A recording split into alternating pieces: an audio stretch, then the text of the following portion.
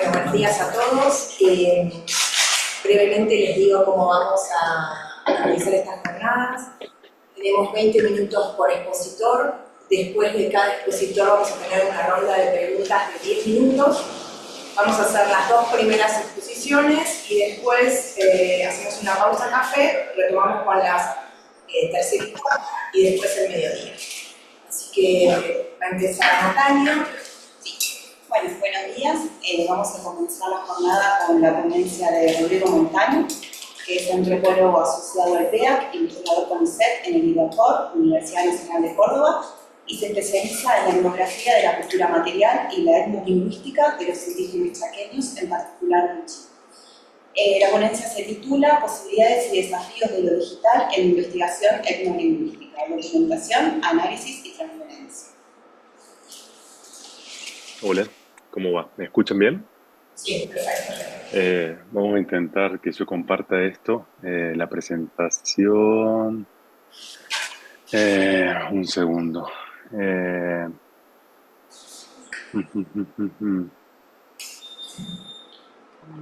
¿Cuál será de todo esto? Esto, Safari. Ustedes me dicen, como que están viendo toda mi pantalla con fondo de pantalla. Sí, no es eso lo que quiero.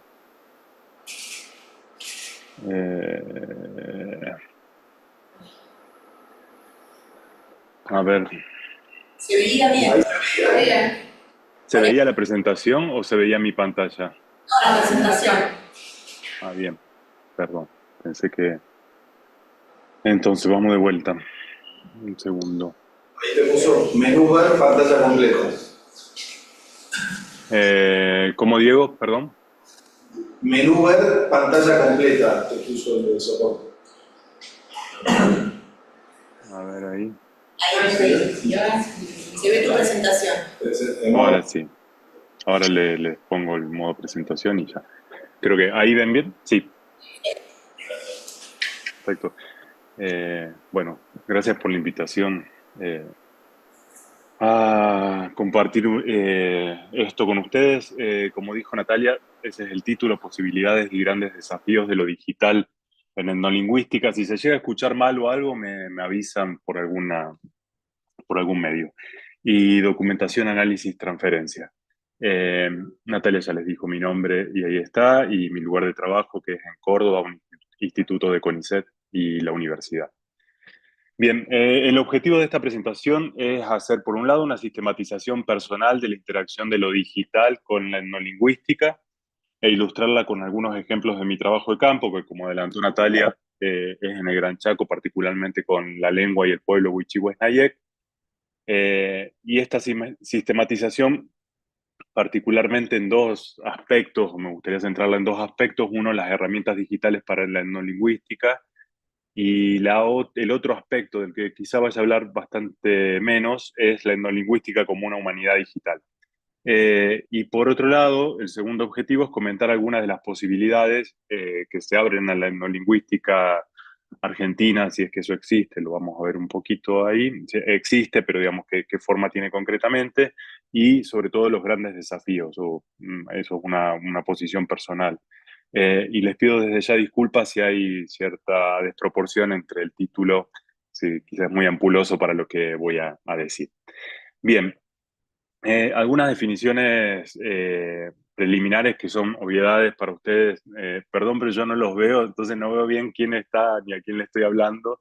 Eh, Quizás son todos grandes especialistas en antropología y no hace falta todo esto, pero solamente señalarles que cuando hable de etnolingüística lo voy a dar como un sinónimo de antropología lingüística, y de hecho quizá vaya a usar más ese término, y esto es una especialidad de la antropología preocupada por el rol del lenguaje en la vida social y cultural.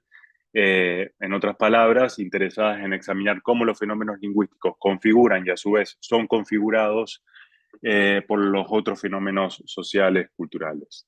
Es un lugar común decir que esta interdisciplina estudia la relación entre sociedad y lengua, práctica social y discurso, o otra tríada relacional, lengua, pensamiento y realidad, con algunos sinónimos. Solamente perdón, que miro WhatsApp, pero para ver si es alguno de ustedes que me está diciendo que no se escucha o algo por el estilo, ¿no? Bien. Eh, Solo señalarles que si esos son los núcleos de la interdisciplina o el centro de la interdisciplina tiene bordes, además de la antropología y la lingüística. Otro de sus bordes es la sociolingüística, la lingüística antropológica, que no es exactamente lo mismo, es más bien la lingüística hecha por lingüistas que presta atención a variables antropológicas, y después la psicolingüística, la filosofía del lenguaje, sobre todo en su versión cognitivista de ambas. Bien. Eh, Ahora yo no los veo a ustedes por tocar. A ver si los puedo recuperar, perdón, pero no los puedo recuperar. Pero confío en que están ahí. Bien. Eh, Ahí los veo de lejos, sí. Algunas definiciones preliminares de lo digital. Una obviedad: con la revolución digital de las últimas décadas del siglo XX se reconfiguran dos cosas. Una, el paisaje social, cultural, lingüístico mediante la digitalización de la comunicación, del trabajo, de los productos culturales, de hacer música, cine, audiovisual, etcétera. Esto es en parte lo que en sociología Bertovek o en sociolingüística Blomert han llamado superdiversidad. En parte, ¿no? Se asemeja bastante. Es en buena medida la conceptualización que se le ha dado en sociología y en sociolingüística a esto que estoy mencionando. Y la otra reconfiguración es de la propia investigación en antropología lingüística y en el conjunto de las humanidades y las ciencias sociales, es lo que se conoce como humanidades digitales, y esto se ha dado por nuevas formas digitales de abordar viejos objetos y problemas analógicos, o directamente por nuevos objetos y problemas digitales. Bien. La última definición, más que definición, es una toma de postura, es sobre las intersecciones entre la antropología y la lingüística, en esto que se da en llamar antropología lingüística. Simplemente mencionarles que puede ser analizado en tres niveles: técnico, metodológico y teórico. No voy a entrar mucho acá, ha sido, digamos, una grilla analítica que he utilizado en otro momento. No solo yo, mucha otra gente la ha usado para ver cómo se combinan, cómo conviven estas dos disciplinas en esos distintos niveles. Eh, y esto lo traigo para decir que lo digital entra en estos tres niveles, aunque no en la misma medida. Yo creo que bastante menos en el nivel teórico. Y otra forma de analizar, digamos, lo digital en la antropología lingüística podría ser concentrarnos en etapas del proceso de investigación, y es lo que un poco voy a hacer: descripción y documentación, análisis, manipulación e interpretación de la información, de los datos, y publicación y transferencia. Aunque voy a hablar bastante menos probablemente de publicación y transferencia, y aunque vamos a ver que es a veces bastante difícil separar descripción, en realidad, separar las distintas etapas, porque hay herramientas que sirven para todas ellas, justamente acompañan todo el proceso. Bueno, las primeras herramientas digitales que querría mencionar tienen que ver con la descripción y la documentación, particularmente con la producción de datos. Otra obviedad: creo que todos los que están ahí, si hacen trabajo de campo, lo saben. En el trabajo de campo se ha digitalizado la producción misma de los datos, tanto en el anotar como en el grabar y eventualmente en el filmar. Sí, en antropología lingüística es bastante importante filmar y grabar, sobre todo, bien, y eso tiene algunos requerimientos técnicos, o sea, aparatos específicos.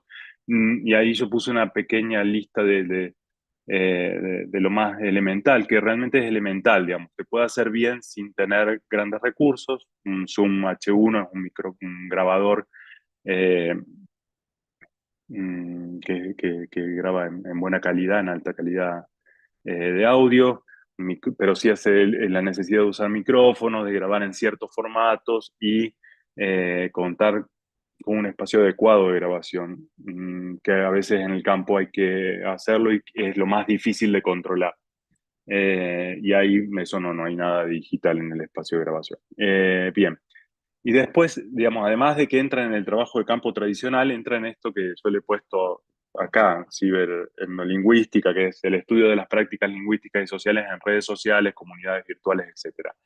En el caso que me ocupa de los indígenas chaqueños, o que ocupa varios de los que están en el auditorio, incluso creo más allá del Chaco también, las redes sociales y las comunidades virtuales que se arman ahí en orden de importancia son Facebook, WhatsApp y TikTok. Las preguntas que surgen es cómo guardar y cómo procesar ese material y si son un complemento del trabajo de campo tradicional en no lingüística o son otra cosa. Ahí tienen, hice una captura de pantalla de un WhatsApp con uno de mis colaboradores, con quien tengo una relación larga, y lo que quiero mostrar, por ejemplo, las complejidades que pueden tener. Ahí ella me escribe en Wichi primero. Además, fíjense, digamos, la cadencia de la comunicación es muy, un día pasa algo, otro día todo se demora muchísimo. Bien, bien. Y, por ejemplo, tiene esta complejidad extra que ella me contesta con un audio. ¿Pueden escuchar el audio?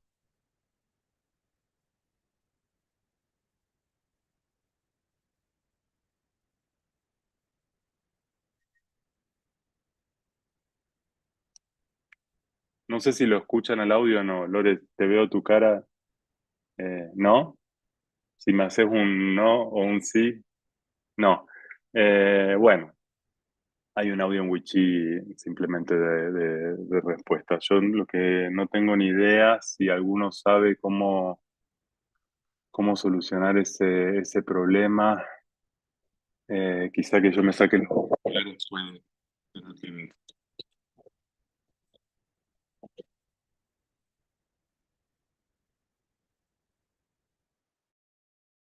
Mm, Después preparé otra cosa de audio que sí me interesaría.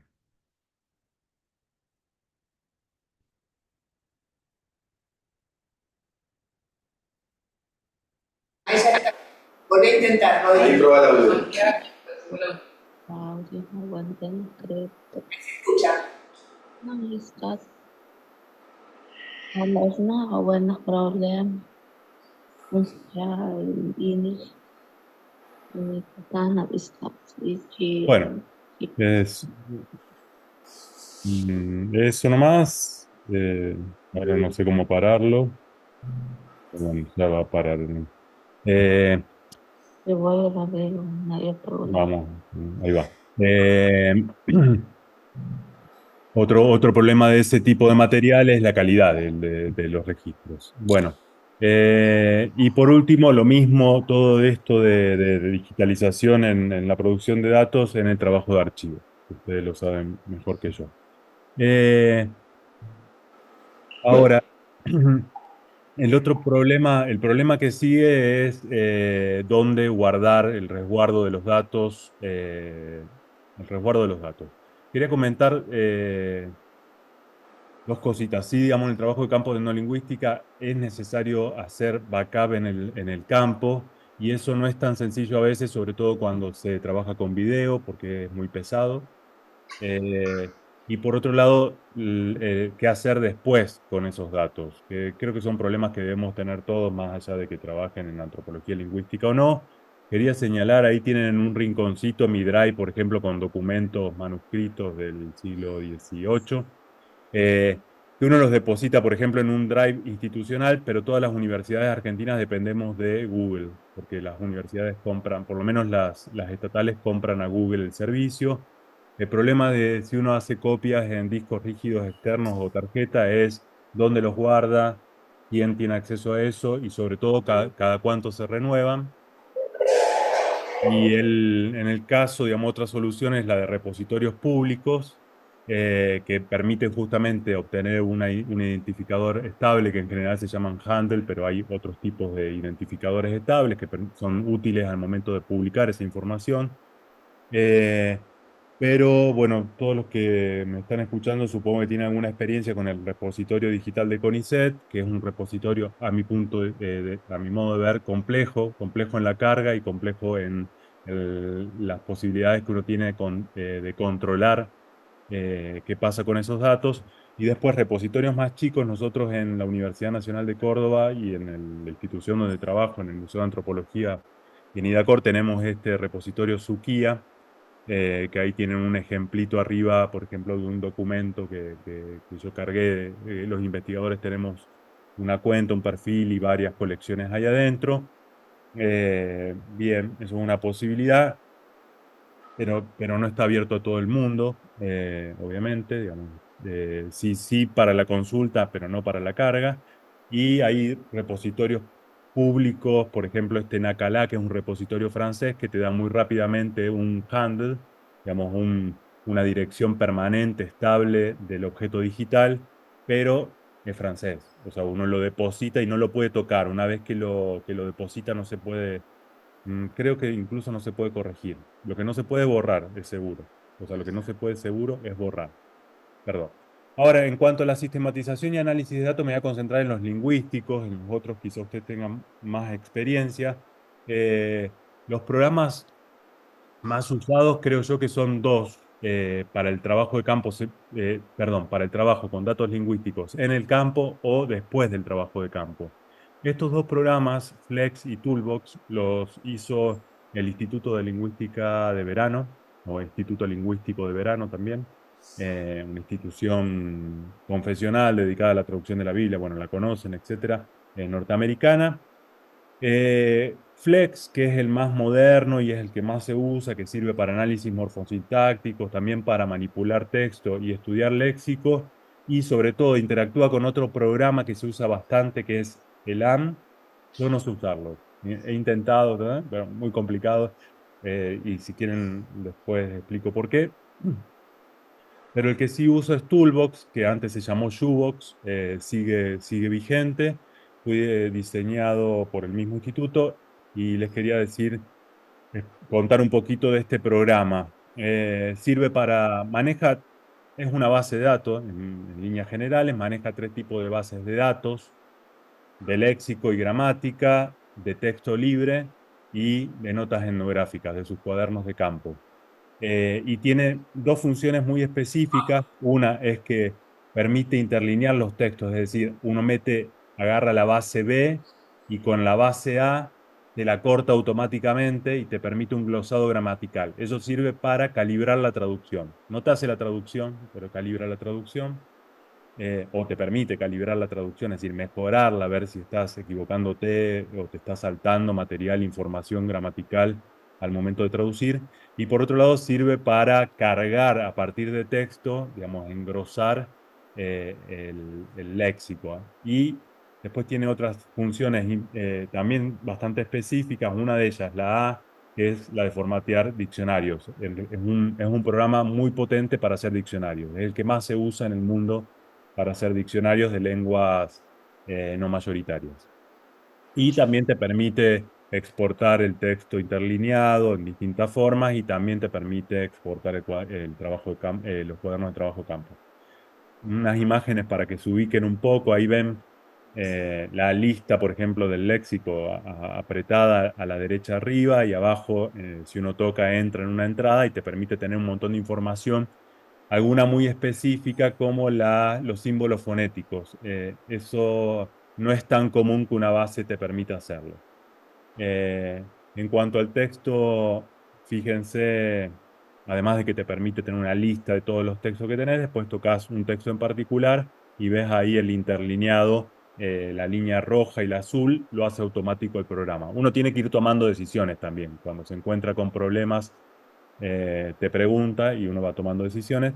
Y después te permite hacer, se llamó originalmente este programa Shoebox, caja de zapato, porque en realidad funciona como fichas en una caja de zapato. Entonces te permite desglosar tu cuaderno de campo. Yo escribo en papel, luego lo cargo acá, y colocarle metadatos, etiquetas que te permiten después hacer búsquedas, desde agregarle, digamos, separar algunos datos, duplicarlo, pero también ponerle palabras claves y demás.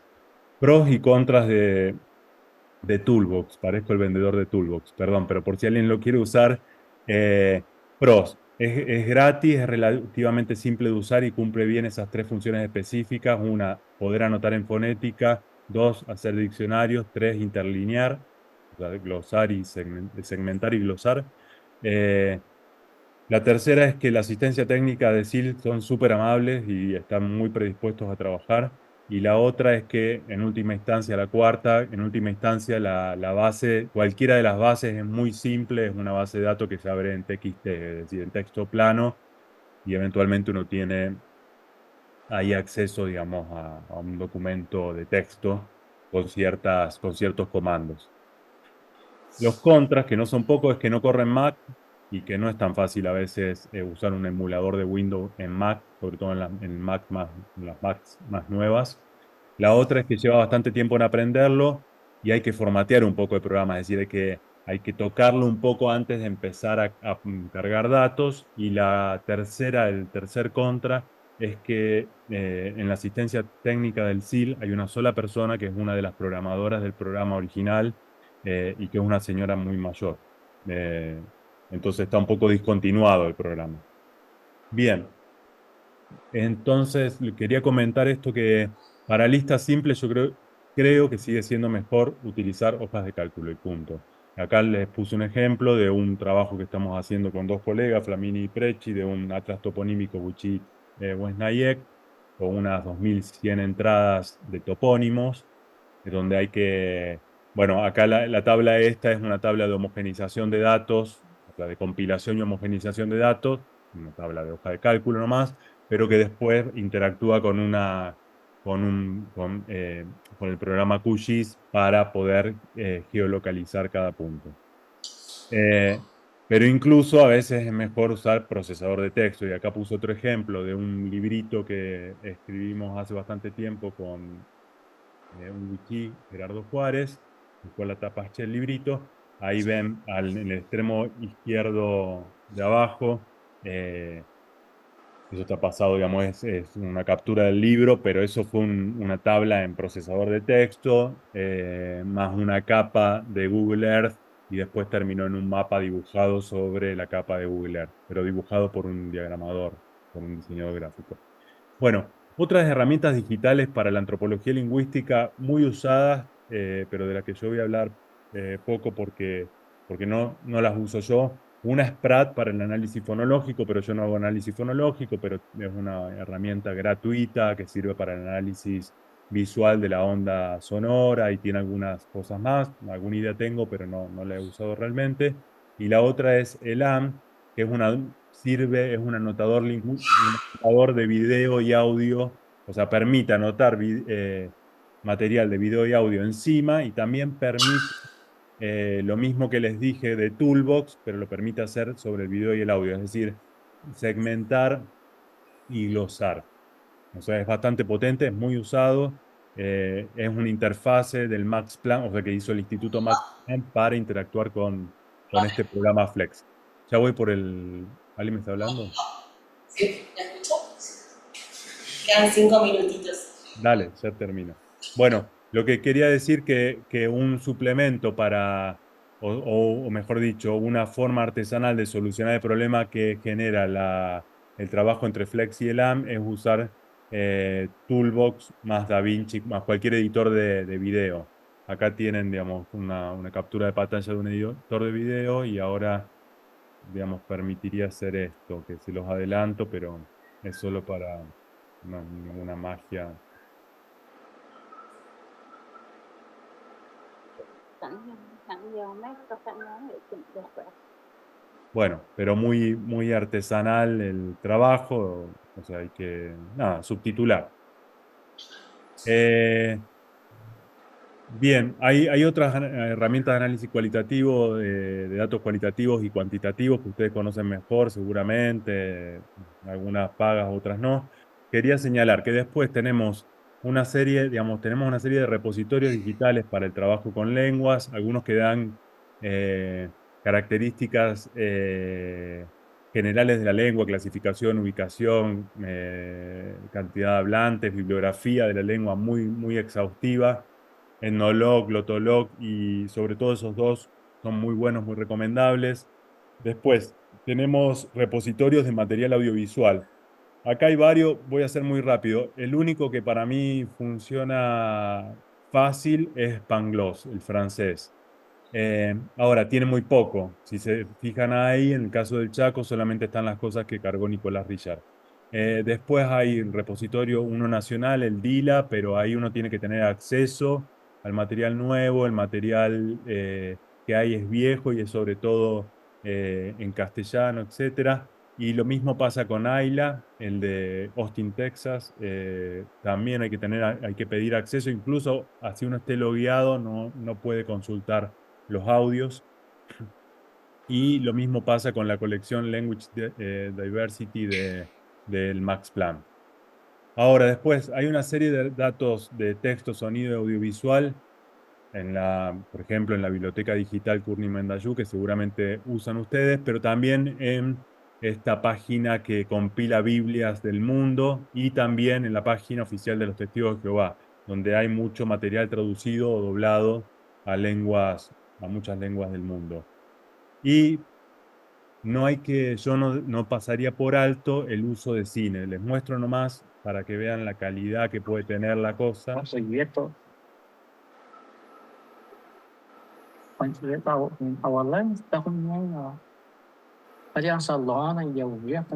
Bueno, esta es una película filmada en el Baño de la Estrella con población Toba Pilagá, hablantes de Toba Pilagá o Pilagá. No sé si es exactamente lo mismo, ahí Lorena podrá decir si entiendo o no, pero digo, la calidad del audio del cine contemporáneo tiene un abismo en comparación con la que suele haber en los repositorios digitales de antropología lingüística. Y para cerrar, digamos, creo que con lo otro les di un poco el pantallazo de lo que yo creo que son las posibilidades actuales de la antropología lingüística. Quiero hacer un recuento, un conteo de los grandes desafíos.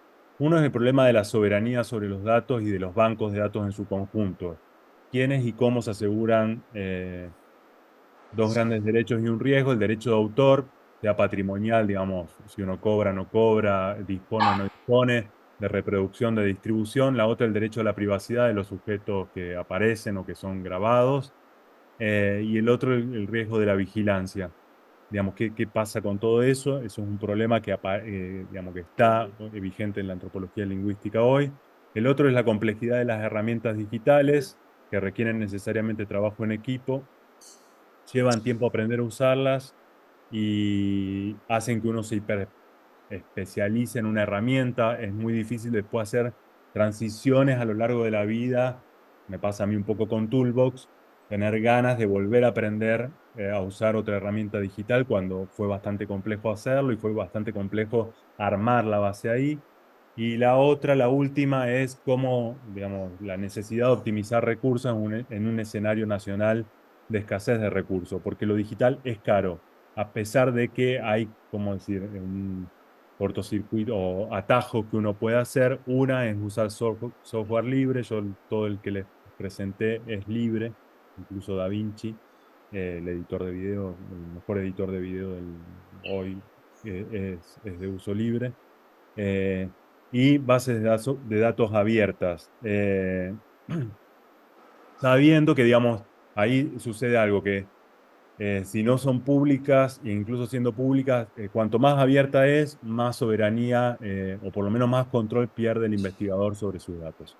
Dicho eso, les agradezco y bueno, nada más.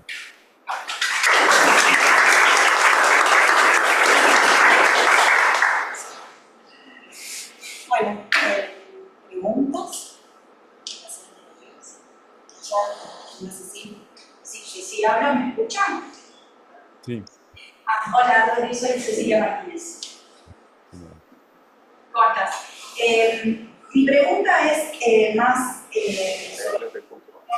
con respecto a los... ¿Hay un micrófono? ¿No hay un micrófono? ¿A dónde me tengo que ¿Esta es la cámara? Sí. Hola. Mi pregunta es sobre este problema del derecho de privacidad. Vos lo planteás como algo para pensar con respecto a los repositorios de datos y el acceso digital a muchos datos de investigación que involucran, bueno, en fin, personas a las que se refieren esos datos y hay un problema que me parece que es perceptible para todos, que tiene que ver con el derecho de privacidad. Y como vos lo has presentado simplemente como, bueno, como una problemática a abordar en algún momento, te quería preguntar desde tu experiencia o desde otras experiencias que por ahí vos hayas visto de datos de investigación subidos a repositorios digitales, cómo, bueno, en fin, ¿qué es lo que vos pensás con respecto a esto? A preservar el derecho de privacidad, si es posible, si es compatible con subir datos de investigación a repositorios digitales. Y algo relacionado con eso, pero no tanto con el derecho de privacidad, es el tema del extractivismo académico relacionado con, por ahí, los datos a los que accedemos investigadores del sur global y que por ahí quedan a disposición de bases de datos accesibles para investigadores de cualquier procedencia. Tiro esta pregunta, por ahí sirve para conversar aquí. Sí. No tengo respuestas si tengo el mismo problema. Digo, tengo algunas opiniones sobre el problema, pero no tengo una respuesta definitiva. Creo que justamente es un problema que nos enfrentamos ambos. Por un lado, el problema del consentimiento y el problema del derecho a la privacidad, y por el otro lado, el de la soberanía sobre los datos. En el caso del consentimiento y el derecho a la privacidad, yo soy de la opinión que eso hay que tratarlo con bastante, o sea, no puede ser evaluado fuera de contexto, digamos, yo no estoy de acuerdo, entiendo que lo que voy a decir quizá me deja mal parado, pero no estoy de acuerdo con, y quizá importa poco lo que yo opino ahí, porque las instituciones en las que trabajamos nos piden ciertos lineamientos éticos para el manejo de esos datos y los tenemos que seguir y punto. En algunas instancias los podemos discutir. Yo creo que hay que discutirlos y tienen bastantes contextos disímiles. O sea, por ejemplo, qué sé yo, el consentimiento informado para el uso de imagen, cómo uno lo va a guardar.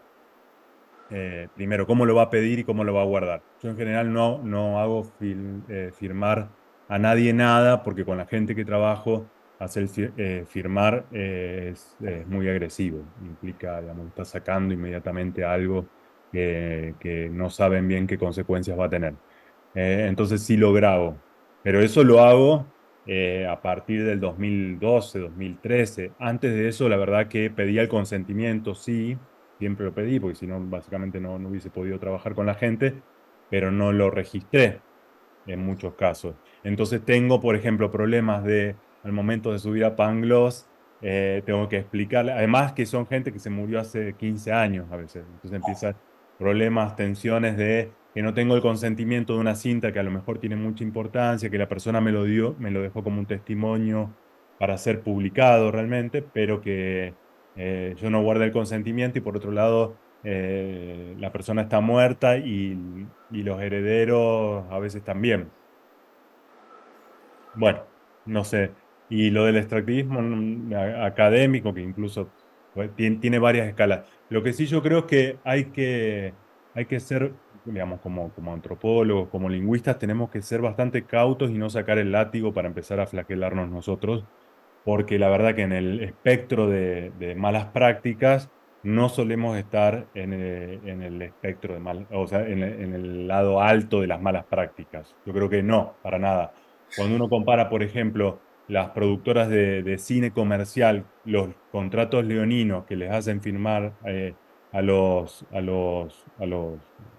actores para hacer un documental X, un spot de documental, incluso una entrevista de televisión, son unos contratos que ceden absolutamente todos los derechos para que sea pasado en cualquier formato y no pueden decir absolutamente nada, y eso es cortado, pegado, mientras que nosotros solemos ser muy respetuosos con la voluntad inicial con la que fue registrado el material y nada, nuestros consentimientos son todo lo contrario a un contrato leonino y además no solemos tener mucho rédito económico por las cosas que hacemos, más bien es mucho esfuerzo el que ponemos para poder hacerlo.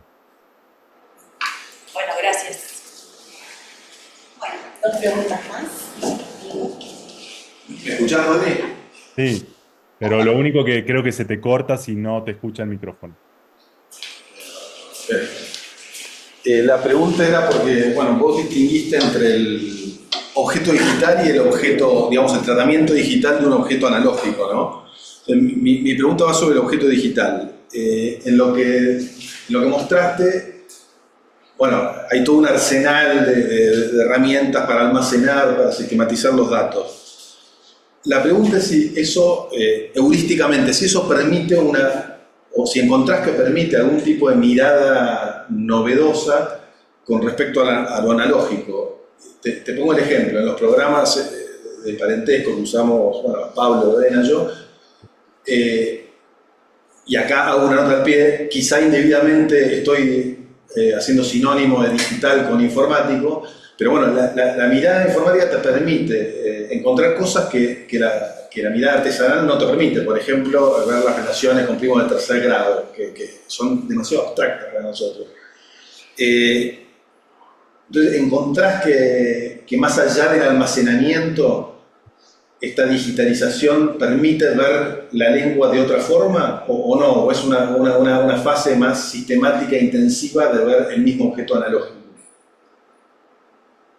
No sé si es clara. Sí, es claro. Un poco, o sea, un poco la respuesta me la das vos, en el sentido de que sí, para ver el Porque en otro momento dijiste que para vos es menor el impacto, no me acuerdo si era metodológico, teórico.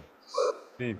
Sí, porque a lo que voy es, sin duda, si las preguntas que uno se está haciendo, creo que en la cuestión analítica, si las preguntas que uno se está haciendo no las tiene en la cabeza, algunos de estos software están hechos ya con la pregunta en la cabeza del software, ¿no? Digo, el PRAT para análisis fonológico sí permite resolver cosas que por mucho tiempo los fonólogos uno se pelea, por ejemplo, si en el Wichi existe, qué sé yo, las oclusivas aspiradas. Bueno, en el PRAT uno ve, lo visualiza de otra manera y dice, sí, existen, no hay duda. Ahora, después uno tiene que hacer una interpretación de eso y considerar si tiene una variación fonética nomás, si tiene un valor fonológico, encontrar los pares mínimos y todo eso.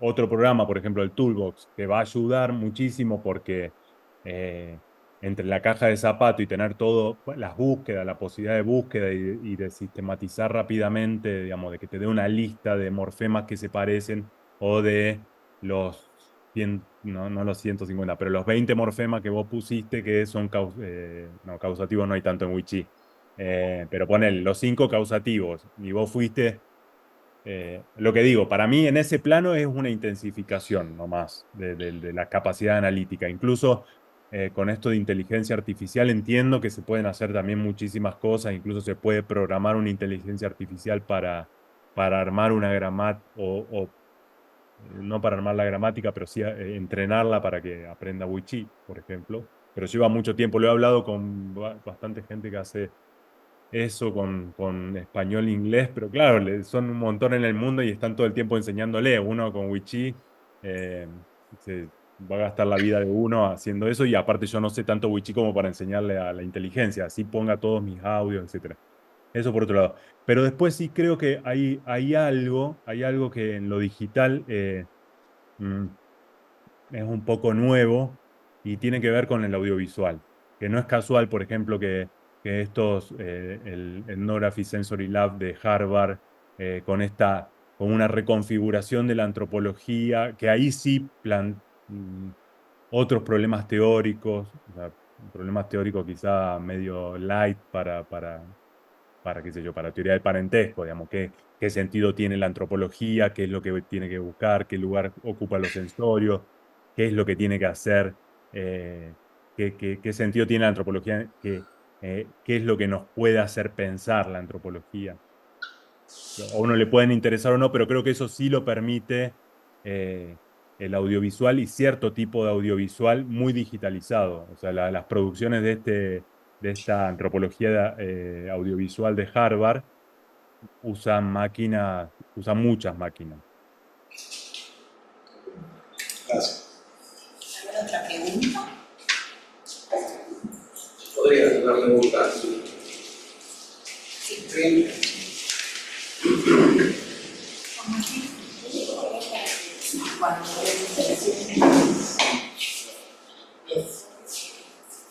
la última. No te presento. En la segunda. Claro. Porque si no te enfoca la. ¿Qué tal, Rodrigo? Soy Pablo Sendón, gracias por la conferencia. Mi pregunta es, por la otra pata de lo que preguntó Diego, ¿no es cierto? Es decir, por lo analógico. Y bien que empecé a escuchar, se me vino a la mente la cantidad de cientos y no miles de páginas de material lingüístico, etnolingüístico, como te guste llamarlo, registrado a mano alzada. Es decir, pienso en la primera generación de antropólogos norteamericanos, BOAS, antropólogos y estudiantes de BOAS, ¿no es cierto?, que, insisto, registraron y publicaron miles de páginas al respecto, o pienso en Metro, entre los chipayos de Carangas, donde hizo lo propio, no sé, supongo que sí hay cosas relativas al Chaco, ¿no? Mi pregunta es sencilla, ¿cómo queda parada ante esta usina de conocimientos y técnicas para registrar y eventualmente analizar conocimientos lo analógico? Es decir, hay digamos, un avance con respecto a ello, al conocimiento, ¿no es cierto?, en relación a lo que se registró hace 100 años o 120 años, es indiferente, se puede hacer matices, etcétera. No sé si me explico con la pregunta. Creo que sí, no sé si el final, en el sentido que sí entiendo o te podría decir cómo creo yo que con mis limitaciones, no sé si soy realmente un especialista en... Sí veo, digamos, hay todo un movimiento por digitalizar los repositorios digitales públicos en la Argentina, fuera de la Argentina, quizá un poco más, tienen este interés por digitalizar los registros analógicos, tanto cuaderno de campo como cintas. Hay algo un poco llamativo para mí, por ejemplo, que el DILA, pero no pasa con el DILA nada más. El DILA es el repositorio que creo que dirige Lucía Golucio en la UBA, pero funciona en el CAICIT CONICET, o el AILA en la Universidad de Austin, o incluso los archivos de esos proyectos DOBES del Max Planck, es que, bueno, en el caso del Max Planck es distinto porque ya eran digitales de entrada, pero digo, estos repositorios digitalizan material analógico, pero solamente dan acceso libre a el texto, no al audio. O el audio sí cuando es muy viejo y ya nadie quiere trabajarlo mucho. Eh, entonces, lo que creo, digamos, si hay o sea, si ese material es mejor usado ahora con lo digital, creo que sí puede ser mejor usado, pero es un poco lo que señalé al final. Para mí hay un gran desfasaje entre el gran avance de estas tecnologías y nuestros recursos, que siguen siendo igual o más limitados que en la época de Metro. Entonces somos muy poca gente, nuestros laboratorios no tienen, digo, hablo por mi laboratorio, no tenemos nadie que nos retoque la computadora cuando se rompe. Yo para hacer pequeñas modificaciones en Toolbox, hasta que la gente del SIL me ayudó, intenté buscar programadores locales. Nadie se quiere poner a abrir un programa para tocarlo, porque implica aprender demasiado. Y por otro lado, al procesar todo ese material analógico, así sean transcripciones, de una manera qué sé yo, que sea utilizable para construir una gramática o para, bueno, depender. Creo que estamos muy, eh, ¿cómo se dice? Pendientes digamos, dependemos de que haya un investigador que tenga la voluntad de hacer ese trabajo titánico, nada más. No es que lo digital ayuda muchísimo. Sí entiendo que que las posibilidades de traspaso de tipos de base de datos que dan las inteligencias artificiales, digo, de poner una lista y que te lo saque de otra manera, eso entiendo que cuando lo aprendamos a hacer, va a ayudar.